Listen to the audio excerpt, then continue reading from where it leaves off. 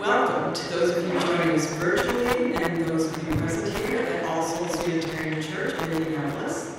I am Sandy Lee Royberg, my pronouns are she, her, and I will be serving as the worship associate for today's service, together with choir members Lucy Newton, Jenny Lee, pronouns she, her, and Sarah Cannon, our Director of Children's and Community Programming, pronouns she, her, and Katie Romano Griffin, our Senior Minister, pronouns she, it.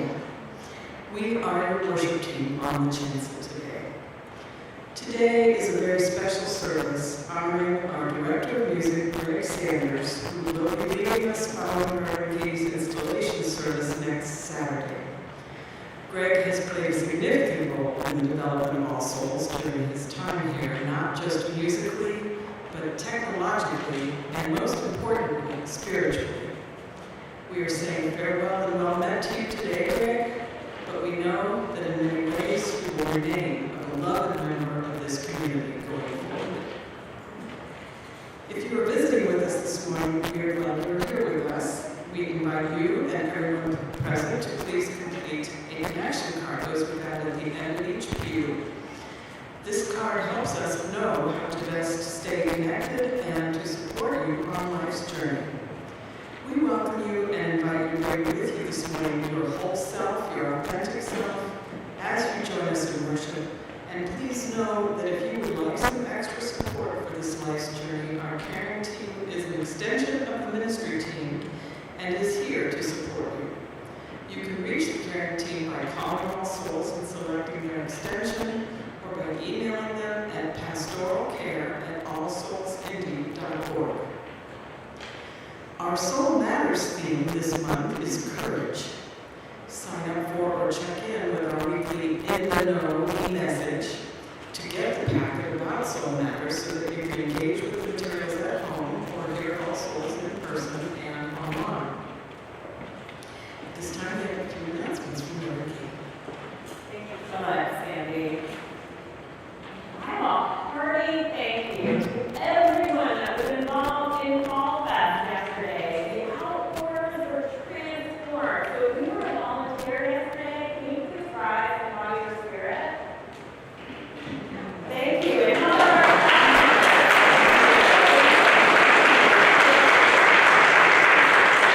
we have some staff, thank you.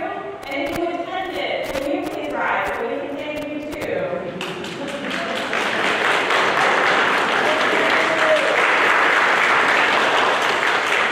Thank you so much. It was big fun, and it took a lot of hands to make life work. Our installation is next week, right here at 4 p.m. Talk about needing a lot of hands to make something work. It is the start of our shared ministry. People are coming from around the country and some from across the globe in order to celebrate our shared ministry together. So I hope that we're all able to meet together at 4 p.m. next week, and children and youth will be coming earlier as our participants in the service. And today we are having a reception right after service. Great to be born in Harris Hall so that we can celebrate Craig's ministry here at All Souls. 11 years. 11 years.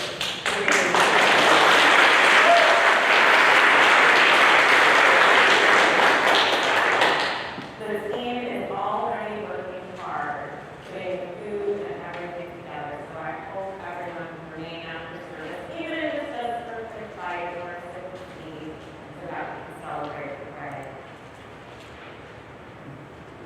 I'd also like to invite you who might be interested in learning something new. So if you might want to pick up a new skill. Josh, who is up on the tech grid, also known as the Firewalk. Josh is doing some amazing work, bringing us directly to YouTube today, and we need some help in order to kind of catch up with our digital ministry. And Josh needs some extra hands up there every week. And of course, we're going to need some extra hands for next week for our installation, but every Sunday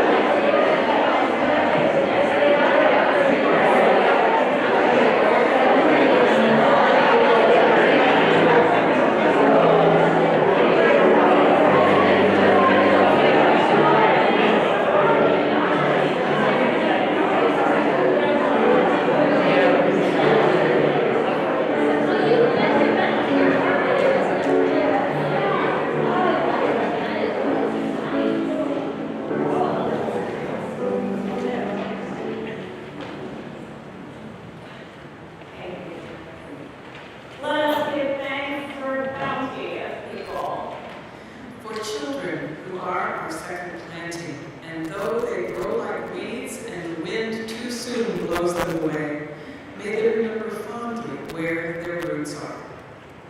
For generous friends, with hearts as big as flowers and smiles as bright as blossoms. For feisty friends, as tart as apples.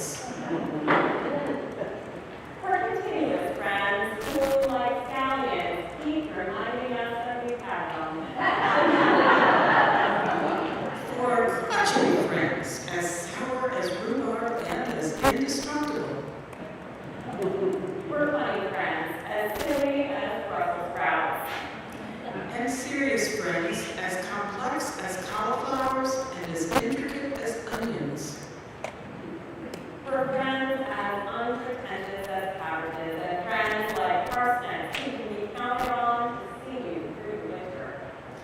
For old friends nodding like sunflowers in the evening time, and young friends coming on as fast as radishes.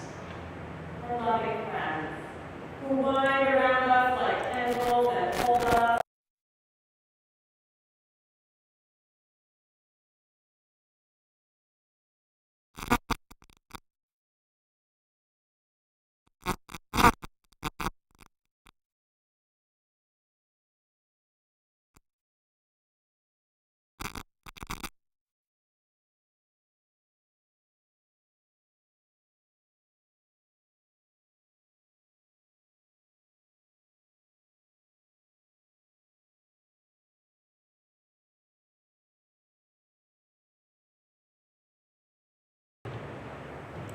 Please rise and body your spirit and remain listening afterward for our hymn as we recite the words of James Fuller Blake that we have been reciting since 1950.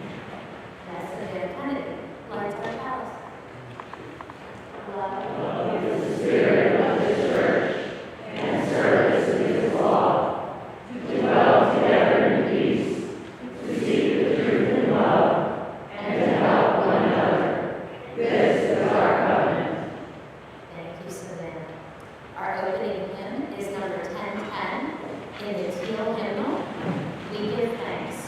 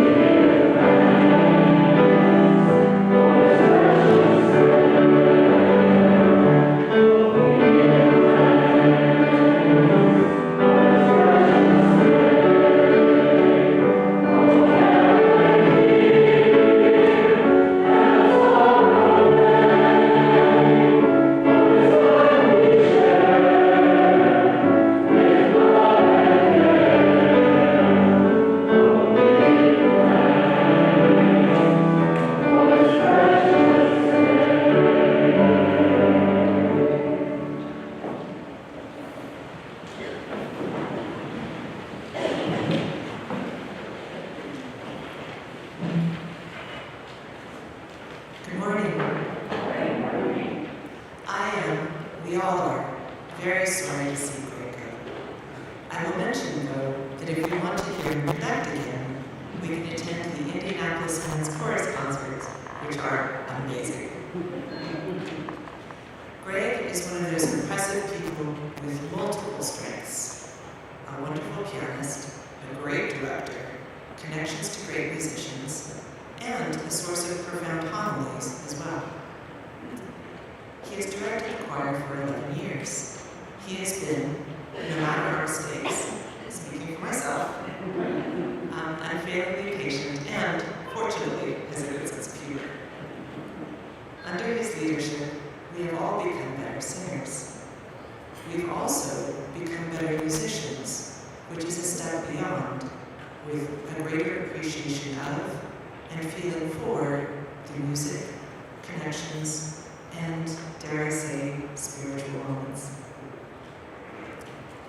The choir is like a microcosm of the church. We become a community and resource for each other while engaged in common pursuit of musical service to the church. Like the church, we welcome new members. Greg, in practical, updating and reorganizing the music catalog, and more subtle ways, encouraging and teaching us how to become better singers and modeling constructive support, has helped us get closer to that beloved community. And this is probably making him swerve in his seat. My apologies, Greg. You have been wonderful to sing with, and we all deeply appreciate our time with you. We learned a bit of German from Greg, Alles geht, which means everybody goes, and under Greg, everybody did. Thank you, and we all wish you the very best in everything you do.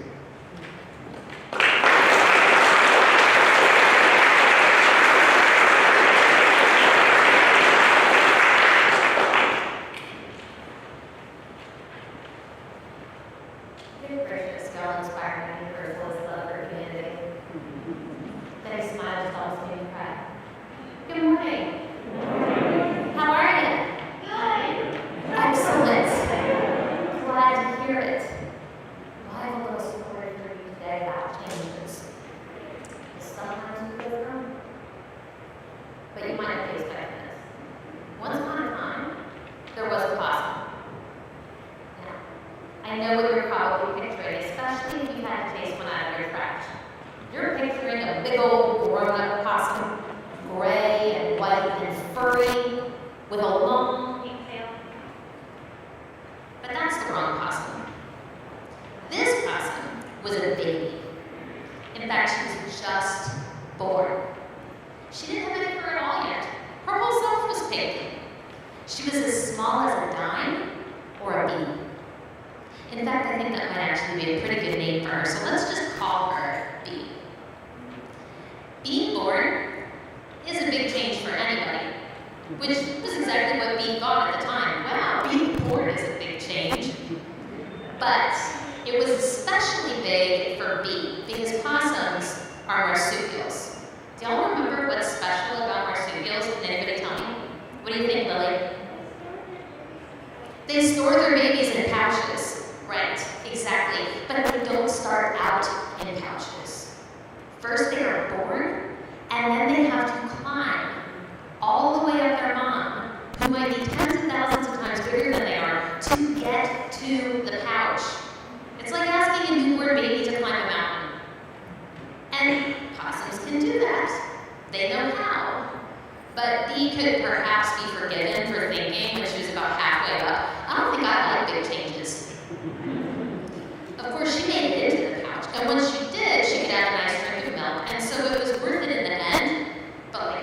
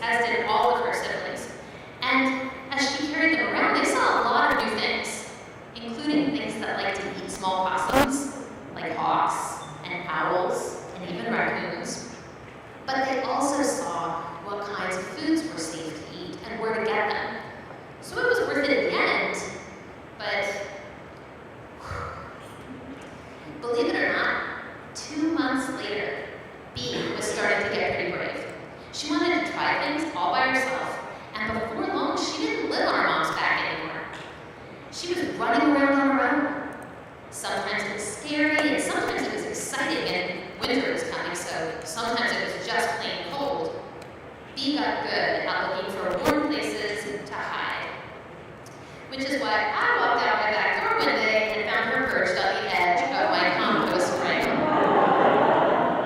Yeah, this is not the costume you were picturing at all, is it? She was very small and very cute, but also, last year, when creatures noticed that my compost pile was nice and warm, they chewed holes in my compost ring to get in there, and I was not too thrilled about it. I thought I had chased all the animals away, and I hadn't seen any in a long time. But apparently, things had changed. I don't like change, I said. And Bee just sat there, looking cute, which is basically what Bee does. She's also adorable when she runs right in front of my moving car, and when she takes the occasional bite out of the squash in my garden. I'm trying to adjust to the change of having Bee in my yard. We share an ecosystem, and I know that Bee does like to eat some critters that I consider pests, which is really helpful, so I'm leaning hard on our seventh principle, respect for the interdependent web of life. And I'm trying to be welcoming. And all of this is a good distraction from the change of Greg leaving, which I support because I love Greg and I trust him to make good choices for himself, but I don't have to like it, do I? No, I do not. And I know all of y'all are dealing with changes too, whether you hate pumpkin spice latte season, or you're super annoyed by how dark it is in the morning right now, or you just got out all your sweaters and boots and now it's going to be 78 degrees out today. And maybe you have even bigger changes.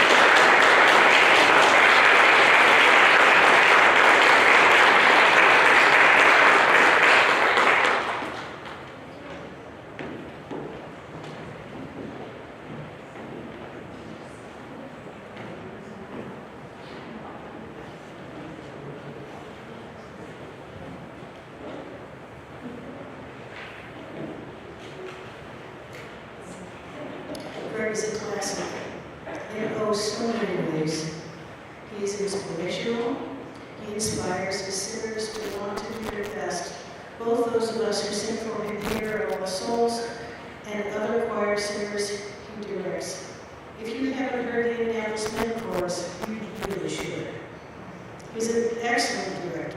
His leadership and directions are clear and easy to follow, even for difficult music. He's compassionate and kind. Not every choir director is kind. But when Greg asks us to correct something, it doesn't seem like we're doing something wrong, just that he wants our help to make it sound a different way. He's an excellent pianist and accompanist, two different things. When I asked Greg to help me with a program I was performing for a club on the art songs of Harlem Renaissance, his playing supported my singing and presented that beautiful and quite difficult music the best way possible. He made it a wonderful experience for the audience and for me. He has a broad range of musical interests and genres. He is classically trained, which I particularly appreciate, but he's also skilled in theater and chamber and in popular music. And perhaps not amazingly, Greg knows so many other wonderful musicians. He has a vast array of colleagues who are willing to join him to make our music program even more interesting. And of course, Greg is great fun. Greg, we will miss you very much.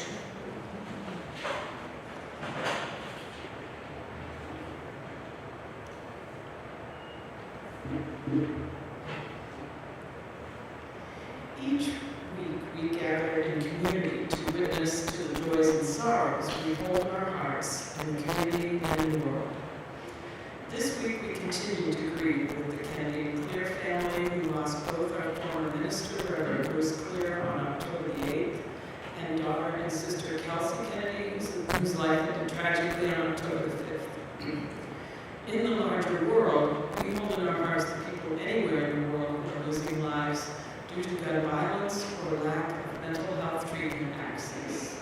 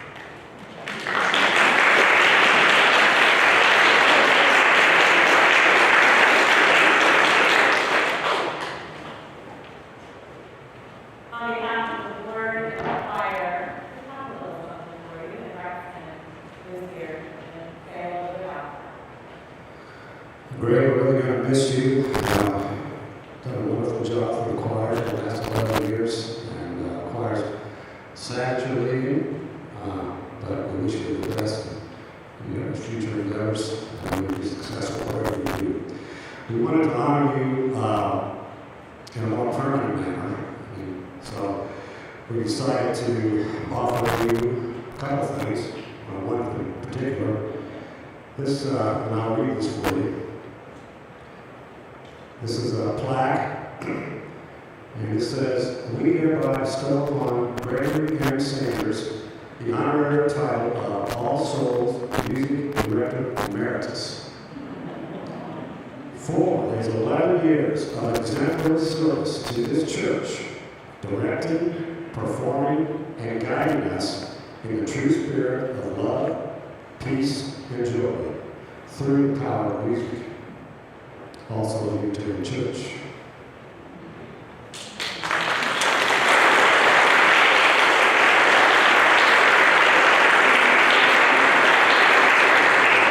And I also wanted to have a permanent honorary plaque for here at the church. We currently have 2 plaques from the music department that are hanging in the choir room as we speak. Probably most of you haven't seen them there. Maybe we should do something about that. But anyway, and those 2 people are George Newton, who was Lucy's father, who was the director of music for about 18 years, I believe. 60s, 70s in that era, I think before most of our times. But anyway, he was an important part of our music department for many, many years. And then Dorothy Hoffman, who many of you do know and remember, who was our organist for 35 years, late 50s up through the early 90s. So there, we have plaques for them up in the choir hall. So we want to honor Greg, so the church will remember him in future years. So we have another plaque here, which I can give you, Greg, we'll keep here. But it just says All Souls Unitarian Church, Gregory M. Sanders, Music Director Emeritus, years of service, 211 to 222. It's got a great picture of Greg on it. I love that. So that's what we're going to do for you as far as the plaques. Now, please do this. Yes, the choir has some news for you. First of all, we have season tickets to these choirs. And we also have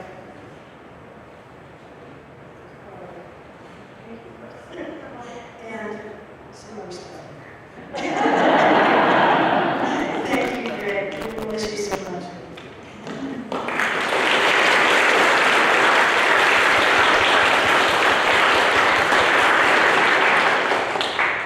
I won't speak long, but I do want to thank everybody for the generosity and kindness that you all showed for me today.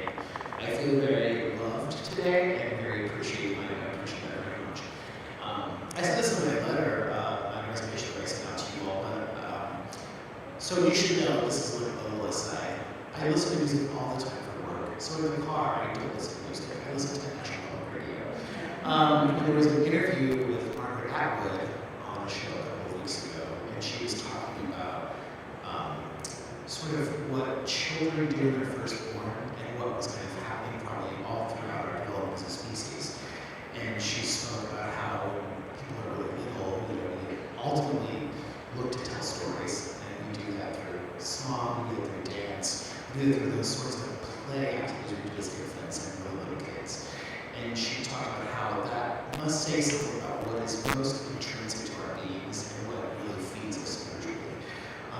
And that really resonated with me because music for me is that. I think it is for many of us on this stage. It's a way to, if you think about what role music played in early civilizations, it was to do something when words didn't really satisfy. Right? It's used to experience transcendence. And I firmly believe that, and that is something I'm so happy to be a part of with you for as many years, is finding ways. We come to a church to find that transcendence, right? We come to be lifted to some sort of higher plane. And I'm very honored to do that with you on multiple occasions. Even if we don't quite reach the level of transcendence on one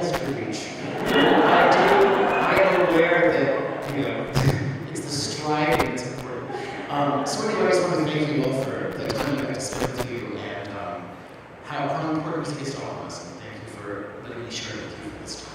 Thanks.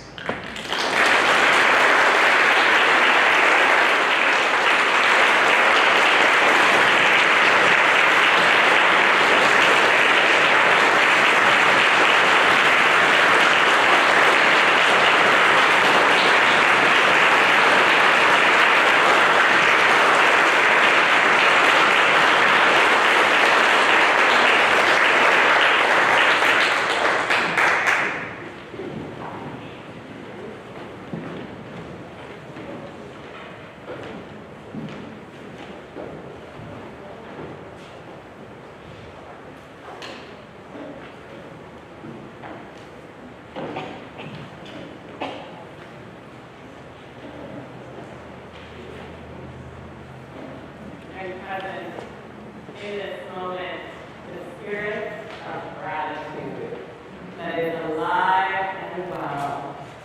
It's amazing how grief and gratitude and need in the same space. Valerie Kaur, the author of Seeing a Stranger, a book that many of us are studying, talks a lot about how we grieve because we love.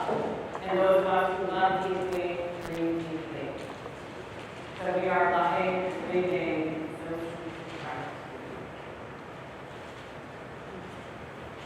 each week we gather to align our giving with our values. We give to support missions and ministries for our congregation. And we share half of our weekly offering with an organization whose values align with our community. This week we are donating to NAMI, the National Alliance of Mental Illness. Your gift helps support NAMI in ongoing awareness, education, and advocacy efforts. And if you don't know, perhaps two of their most popular programs are offered in 12-week segments. The first is for families who love someone who's living with mental illness, and the other is for people who are living with mental illness. These classes save lives. NAMI is entirely run, those classes often by volunteers and by people who are living what all of us are living. We're living with mental illness, we're living with family members who have mental illness, or both in many cases as well.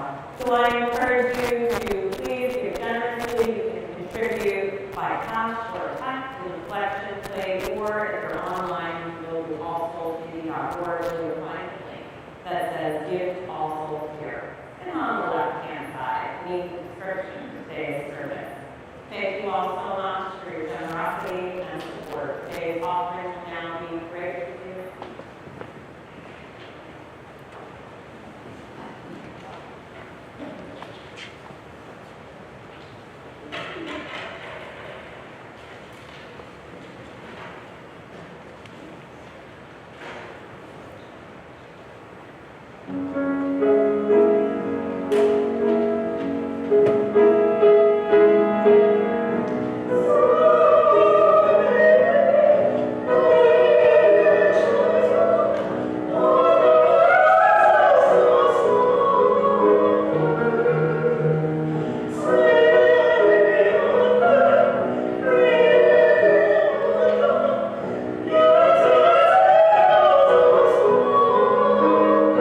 Thank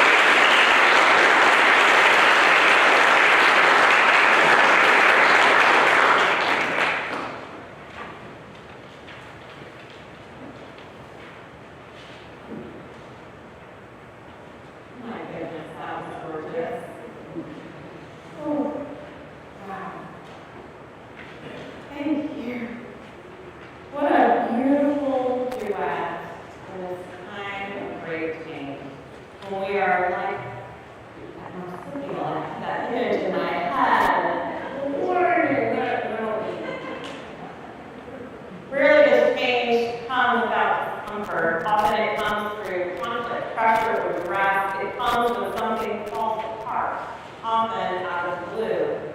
Black poet, activist, author, and artist Adrienne Maree Brown describes one such time in their home, a fog-clearing moon. And I invite you to simply breathe. Just be present with these words about you. Fog passed before the moon, soft fingers that can't touch her face. This river of our righteous tears, earth, women, bear, slaves. Fog on full fat moon, fragments converge into something new. What we release as gravity.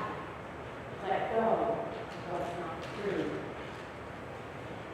Sweet and fog, clearing moon, show me this earth is not so bleak. Lift up the sky-wide veil and promise me there is always light. Home speaks to me so much when I think about pain and trying to find courage while even depressed. Fog passed before the moon, soft fingers that can't touch her face, this river of our righteous tears, wind, air, and sleep. You remember a time when the light in the darkness was eclipsed in your life by soft fog, maybe and confusion. Maybe there was an internal shift, something else. Life is like this. 1 minute we're fine, we're going about our business, we're making calls at school, headed to class, and all of our assignments completed. We're getting ready to retire, we take that trip we stayed for, or we're otherwise feeling confident. We think we know how the world would work. We've got to figure it out. And then we slip and fall, and our book bag opens up, and stuff goes everywhere. Or an actual disaster in our home, or the diagnosis comes, or the loss happens, or the job or the relationship that once fit us suddenly. Brown continues, fog on a full fat moon, fragments converge into something new. What we release is gravity. Let go of what's not true. Author and speaker Mary Morrissey says that sometimes something good has to fall apart to make room for something great. But what I want to know is, why does falling apart hurt so much? And why does it happen at all? We ask ourselves these questions and change all of us. Some of our Jewish, Muslim, and Christian news sources might say that there's a greater plan at work, and if we let go and trust the plan, everything's going to be okay. Some of our pages off our sources and New Thought sources, like Mary Morrissey, the New Thought minister, might point to the idea that we have some measure of co-creation in our reality. Our humanist sources might argue that these things are random, that all we have here is this life, no greater plans, just grit, integrity, and our daily choices.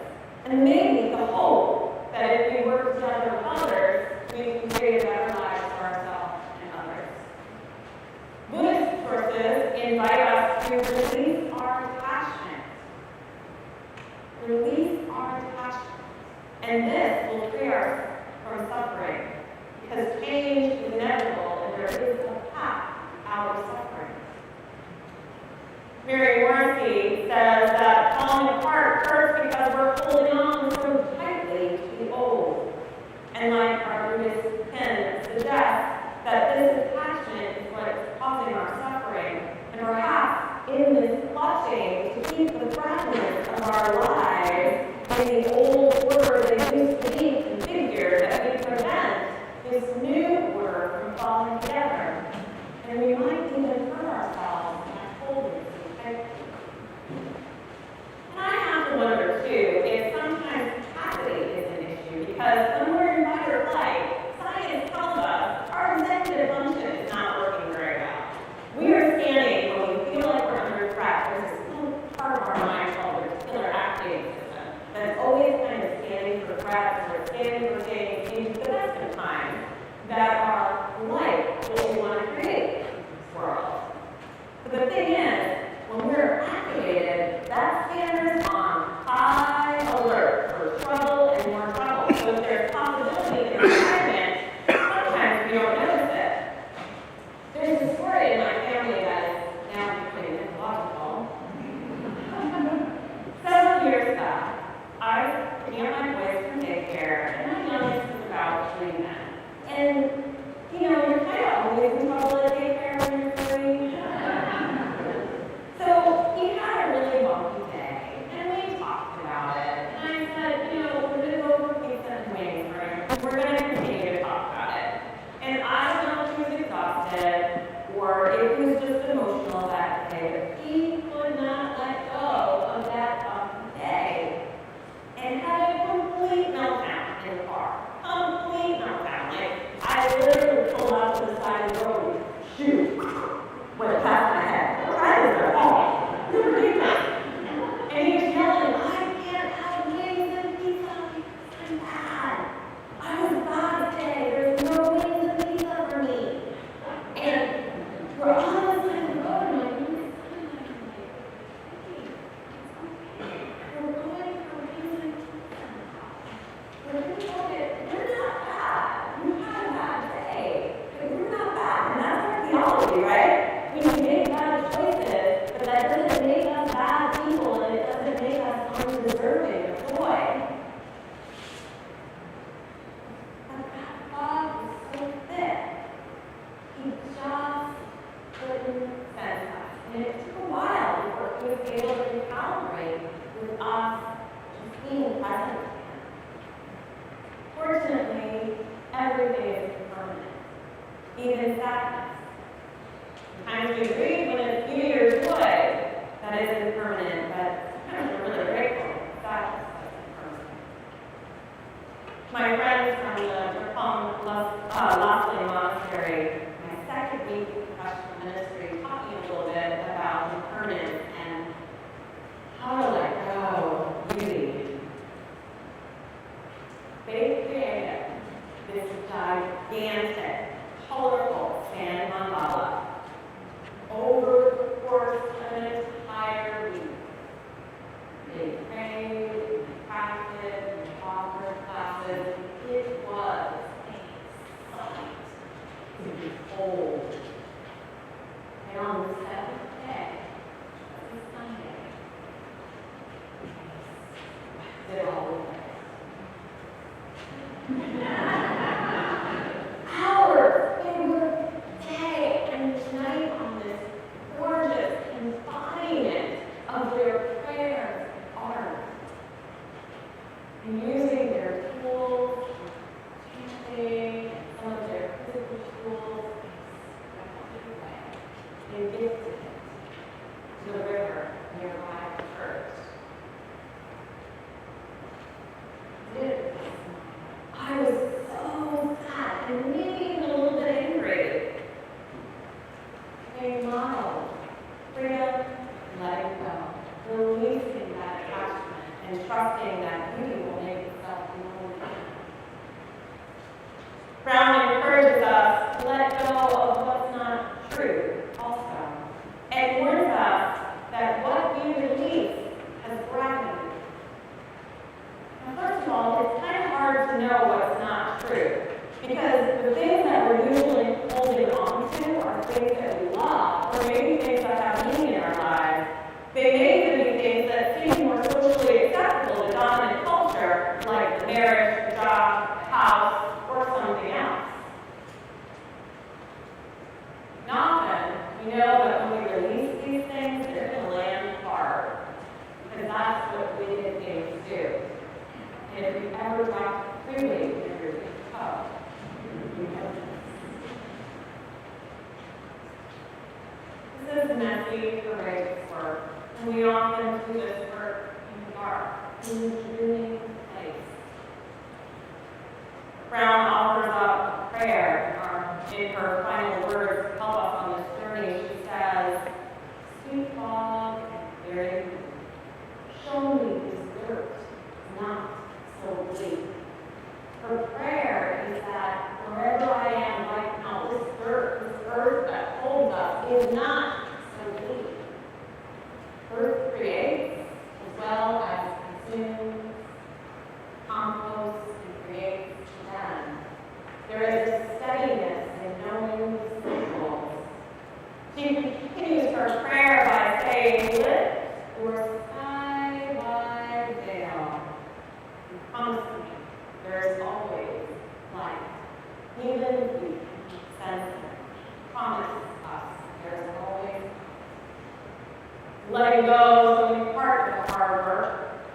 There's also this veil that must be lifted. So we can find our way back to a guiding light, to that full, fat moon in the sky. Remember, that veil is often our own programming, societal norms, family expectations, or something else. And it takes a combination of self-work, that within work, talking about for a few weeks, some among work, like we do in our religious community, here on Sundays, palace circles, and some of the other ways in which we intentionally gather. And it might be work with a therapist, or a teacher, or a coach, or someone else that we trust that can tell us we're getting peace and peace. We're in the car. I know that you can't see the restaurant from here, but today you still deserve pizza and wings because you're human and you are okay and good. Sometimes we need people to be with us in that car. And we react and let the feelings move through us. It is always time. There is always a path. There is always a way, even when it seems like there isn't. And if you don't believe me, I've had the pleasure of knowing several Sinterians. Yes. And actually, it's like an old male from a 104-year-old that I've known for several years. Still going great. And what I've learned from her, what I've learned from other Sinterians that I know, is that life is a way of working out and stick it out. There is always that path. You are going to need help, so ask for it. Don't be so proud that you don't ask for help. None of us can do anything alone. We can let that Calvinist rubbish return to you. And like our Buddhist and the elders I've spoken to have learned to embrace impermanence, trusting in the new beauty that emerged. I invite you to simply breathe and be with these questions for a few moments. Maybe just thinking about your life right now and where the fog might be. Is there a fragment of something that you're holding on to too tightly? There's something that you must release, perhaps that grief, a job, friendship, maybe a habit or something else. Who can help you work this out? What do you need to sustain and strengthen you as you build your capacity and courage to change? And there are some sources of help. Don't worry, I'm not going to say if you open this pinhole, right after the title page, you will find 7 of our 8 principles and our sources.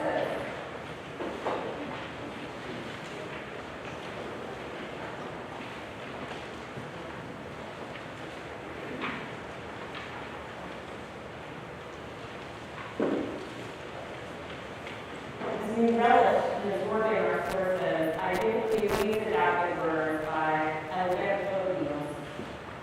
You are not 15 or 12 or 17 or some other tender age alone. You are 100 wild creatures, and bringing it to you in every breath, in every step. Everyone who has ever come before you. All the yous that have been the parents of your parents. If someone in your family was troubled, 100 were not. Bad does not win, not finally, no matter how loud it is. We simply would not be here if that were so. You were made fundamentally from the good, and And with this knowledge, we never march alone. You are the breaking news of the century. You are the good that has come forward. Through it all, even in so many days, you may feel otherwise. But think, when you as a child learned to speak, it's not that you didn't know the words, it's that from the centuries you knew so many, and it's hard to choose the words that would be your own. From those centuries, we human beings bring with us the simple solutions and songs, the river bridges and star charts and song harmonies, all in service to a simple idea that we can make a house call tomorrow. What we bring finally into the new day every day is ourselves, and that is all we need to start. That's everything we require to keep going. Look back only for as long as you must. Then go forward into the history we will make. Be good, then better. Write books, cure disease, make us proud, make yourself proud. And those who came before you, when you hear thunder, hear it as their applause. May the veil lift. May you hear your heart's applause as you courageously move toward change in your life and the lives of others. Amen, Yamin, and blessed be. I invite you to rise and by your spirit as we sing together hymn number 1014. It's sad to stand on the side of love, but we're going to sing answering call of love whenever you stand on the side of love.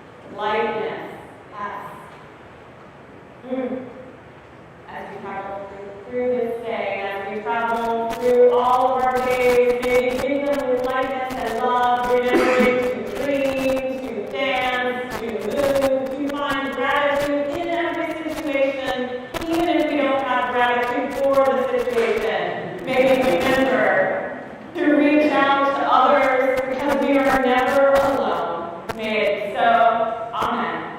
And blessed be. You may be seated.